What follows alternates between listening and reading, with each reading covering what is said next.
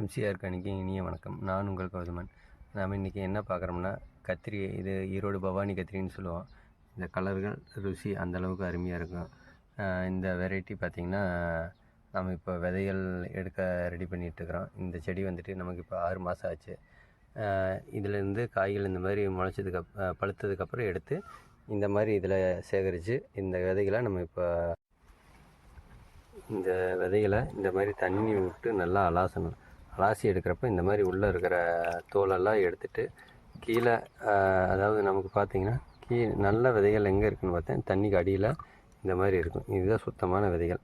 இதை வந்துட்டு நம்ம இந்த மாதிரி ஒரு ஸ்ட்ரெயினரில் வடிக்கிறப்போ நம்ம இந்த விதைகள் தனியாக வந்துடும். அதுக்கப்புறம் இந்த விதைகளை நிழலில் காய வைக்கணும்.